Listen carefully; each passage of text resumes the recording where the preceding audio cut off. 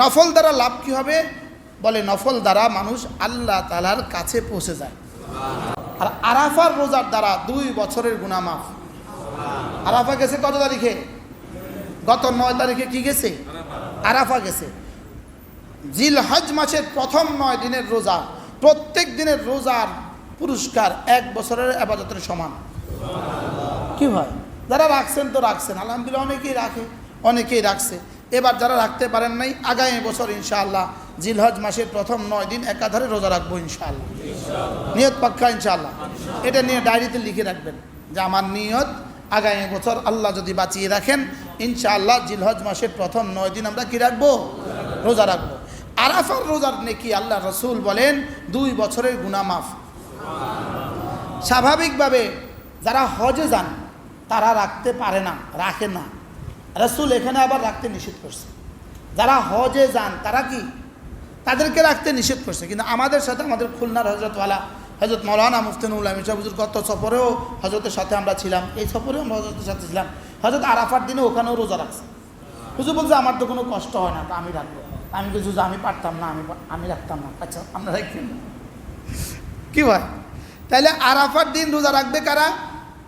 আরাফার বাইরে যারা আছে, যারা কি করে না, আরাফাতে যায় না, তারা আরাফার বাইরে রোজা রাখবে। আর যারা আরাফার ভিতরে আছে, কারণ তাদের জন্য তো আরাফা অবস্থান ফরজ, আর বাংলাদেশওয়ালাদের জন্য তো আরাফা অবস্থান ফরজ না। তো এরা আরাফার বরকতে আরাফার দিনে রোজা রাখা বরকত নিবে। আর যারা ফরজ আছে তো সে ফরজ করবে, সে আর নফলের দরকার নেই। কথা বুঝেন নাই কথা? তাইলে আমরা ইনশাআল্লাহ এবার মুহররমের 2টো রোজা রাখবো ইনশাআল্লাহ। নিশ্চয়ই আমাদের হুজুর আমাদেরকে আবার বলবেন, আগামী শুক্রবারের পরে হবে, হয় রবিবার সোমবার হবে, আমাদেরকে আগামী শুক্রবারে তো আবার মনে করাবেন। আমিও একটু মনে করিয়ে দিলাম। নফল দ্বারা লাভ কী হবে? বলে নফল দ্বারা মানুষ আল্লাহ তাআলার কাছে পৌঁছে যায়। কি ভাই, কি বলছি বলেন?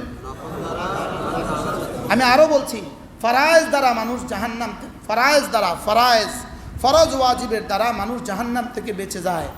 ফরজ ওয়াজিব ছাড়া কেউ জাহান্নাম থেকে বাঁচবে এই ধারণা কেউ যদি রাখে তো সে ভুল ধারণা করছে। ফরজ নাই, নামাজ নাই, রোজা নাই, যাকাত নাই, হজ নাই, পর্দা নাই, ফরজ নাই, ফরজ ছাড়া কেউ জান্নাতে চলে যাবে, এটা ভুল ধারণা। এটা কি ধারণা বলেন? এটা ভুল ধারণা। ফরজ ছাড়া জাহান্নাম থেকে বাঁচা যাবে না, ফরজ ছাড়া জাহান্নাম থেকে বাঁচা যাবে না। আর ফরজও আছে, আবার হাজার হাজার নফল গুনাহ কবিরাও আছে, সে সোজা জান্নাতে চলে যাবে, এই ধারণাটাও ঠিক নয়। এটা আল্লাহর সাথে কিছুটা বেয়াদবি, কিছুটা কি ডিউটি না করে পুরস্কারের আশা। কি বলছে? ডিউটি না করে কি? আপনারা ইউটিউবে বিভিন্ন সময় দেখে থাকবেন, আমার ছোট্ট ছোট্ট কিছু তাসবিহাত আছে যেগুলোর পেছনে বড় বড় পুরস্কারের ঘোষণা রাসূল শুনিয়েছেন, আমিও শুনাই, এগুলো আমরা শুনাই। লেকিন এর অর্থ এই নয় যে আপনি ফরজ ওয়াজিব বাদ দিয়ে এগুলো করবেন। ফরজ ওয়াজিব বাদ দিয়ে এগুলো করা মানে চাকরি হারানো। কি বলছি বলেন? ফরজ ওয়াজিব বাদ দিয়ে এগুলো করা অর্থ কি বলেন? মূল ডিউটি করেন নাই, শুধু নফল ডিউটি করেন, তো আপনি কি চাকরি টিকবে? আবার টাইম করতেছে লেকিন মূল টাইম চাকরি করে নাই, কি ওভার টাইম ডিউটি করতে আসছে লেকিন মূলটা করে নাই, তো চাকরি থাকবে না, চাকরি হারাবে সে। তাহলে বোঝা গেছে আমরা যখনই কোনো ফজিলতের কথা বলি তো এর অর্থ হলো যার ফরজ ওয়াজিব ঠিক আছে, যার কি আছে। তাহলে নফল এই মুহররমের রোজা কে রাখবে? যার ফরজ ওয়াজিব কি আছে, ঠিক আছে। আল্লাহ আমাদেরকে তৌফিক দান করেন। ফরজ ওয়াজিব ঠিক নাই, এখন হুজুর বলছে 2 বছরের গুনাহ মাফ, একদিনেরও গুনাহ মাফ হবে না। কি হবে না বলেন? এক বেলারও গুনাহ মাফ হবে না, বলকে 2টা চটকনা বাড়ায় দিব। তোরে নফল করতে কইলো কে? ফরজ বাদ দিয়া। তোকে নফল করতে বলছে কে? ফরজ বাদ দিয়া। তোরে বাড়তি কাম করতে কইছে কে? আসল বাদ দিয়া। কি হয়? এজন্য মূল কাজ হলো ফরায়েজ ওয়াজিবাত সুনানে মুআক্কাদা, এগুলো হলো আমার জীবনের মূল কাজ।